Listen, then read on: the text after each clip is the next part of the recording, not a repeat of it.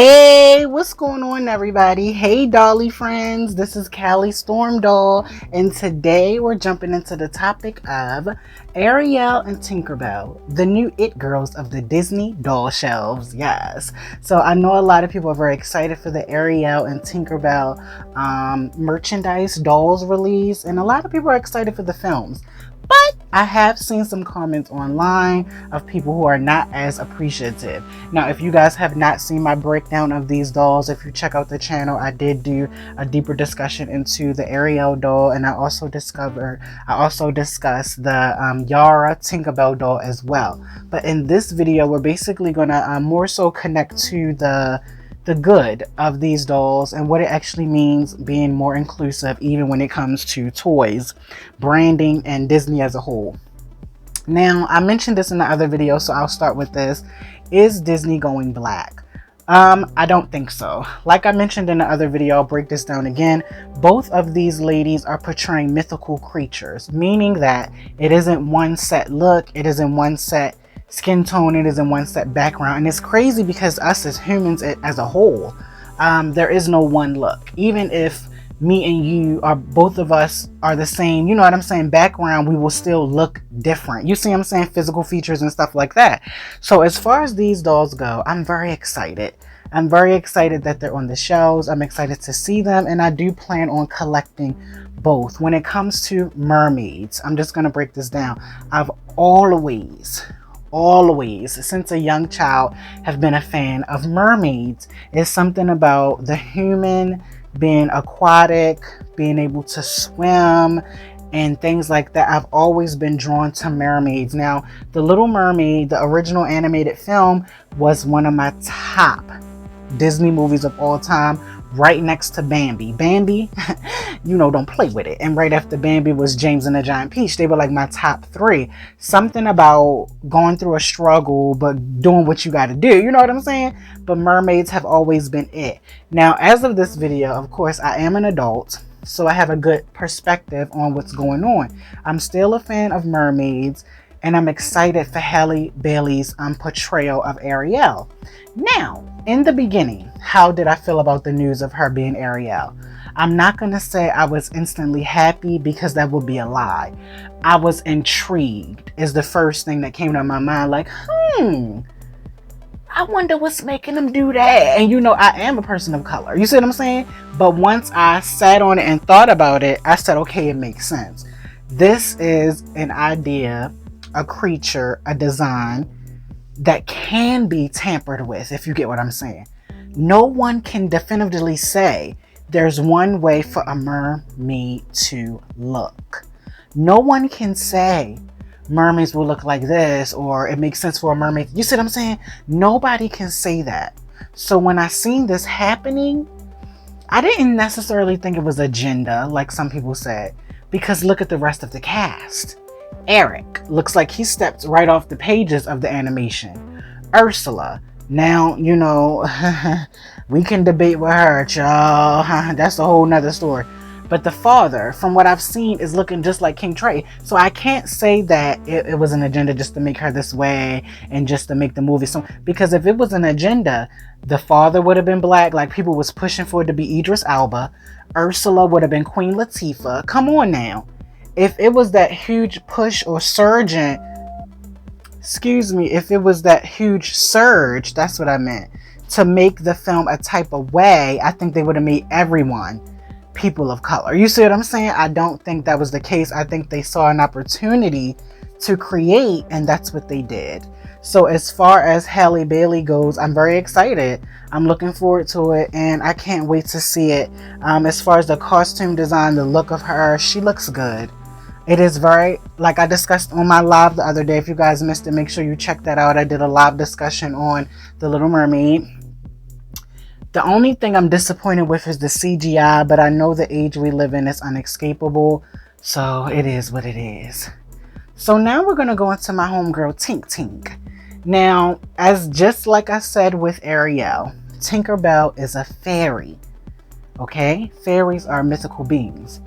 None of us can definitively say we know what a fairy would look like. And even Tinkerbell, the animated series, Tink and her homegirls, Let it be known that we come in different flavors, colors, and styles. You see what I'm saying? From our villains to my homegirls. All these fairies are different. Now, this once again is a mythical creature who I think they saw opening for to kind of put something different on screen. You see what I'm saying? Bring something different to the party. And I can appreciate that. Looking at her, the live version, the actress looks beautiful. The costume looks amazing. And I really don't think with her, it was based off of a look. I think performatively, she did a great job, I'm imagining. And they wanted to bring her on board. Now, out of these two young ladies, who would I say brought a commercial following to their film? Both of them have that. No lie. Both of them have a media following, a social media following. But if I had to pick one to say, well, was it based off her popularity? I would say it was Haley. With her connections to Beyonce, you know, her music and things like that. This is one I could have said was more so given that commercial push versus Yara. I really think Yara just performed in her audition and garnered her the role. Do I think Disney originally went in knowing that this Tinkerbell was going to be a woman of color? I'm not sure. I wasn't in the room. But just on the outside looking in, I'm thinking no. You know what I'm saying? I'm thinking no, that they didn't just bring her on because they felt that this is going to shock people. We're going to shock them twice in 1 year. We've revamped Tinkerbell and we've revamped Ariel. We're going to shock them. I don't think that was their goal. With her, I think it was more of her performance and what she brought to the role that made them pick her. Now, when we look at Ariel, like I said, I don't necessarily want to say it was just a commercial push or her following. Do I think on paper they knew that Ariel was going to be a person of color before casting her? Now this one, I am going to say yes. Debate with me if you guys want. I love it. Let's comment below, but think about it. On paper, I feel like they knew what they wanted for this new Ariel versus for the Tinkerbell. I feel like other women probably auditioned for this role of Tink and things like that. Now, if it just was given to Yara, I would love to know that, because I don't know that. I don't even know on paper if they say, yes, make it a person of color. I don't know that. But just me having a theory, we're having a discussion. Out of these two, I do think this one was pre-planned more than the Tinkerbell. And that's just my idea. I do think one was a little bit more planned. But of course, I want to hear from you all. Overall, I'm excited. I'm excited for both films. I'm excited for both dolls to be released as well. And I'm just looking forward to it. I'm very happy that, we're living in an age where, we're always going to see someone who represents us in their own unique way on screen. You see what I'm saying? And it doesn't take away from the art. It doesn't take away from the beauty, and it doesn't actually take away from the past. I want to leave you guys with this. Some people who still may feel away, and I don't want to take your feelings away from you because your feelings are valid. But when people do remakes, re-inclusions, what people want to call inclusion, or, oh, they just had an agenda. When people change things from how things were in the past, think of it as homage.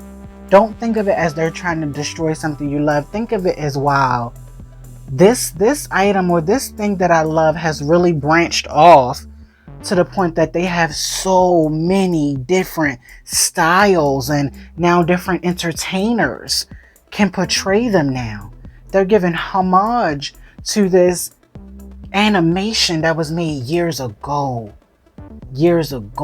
And now in 2023, we can really see what, is coming from what was made years ago. So I see it as paying homage. Okay, let's say, what movie I like? I said earlier, James and the Giant Peach. Let's say they remade James and the Giant Peach. It made James a person of color. Now that would be a shock to me because, I love the classic. But it shows a homage. that one was so good that, you know, now we can branch off and do it this. You see what I'm saying? It's almost like thinking of your grandparents, your mom and dad, then you, and then you have kids. Like, we're all an extension of something. That's basically what I'm trying to say. But I'm not going to chew your heads off. But I did want to talk today, have a deeper dolly dive. Of course, you guys let me know your thoughts, concerns, or if you're just happy overall. You know, hey, a doll is a doll to me. Hey, I feel you on that. But of course, let me know your thoughts in the comment section below. Stay locked to the channel. I will always keep you up to date on all the dolly tea. And I'll see you in the next one.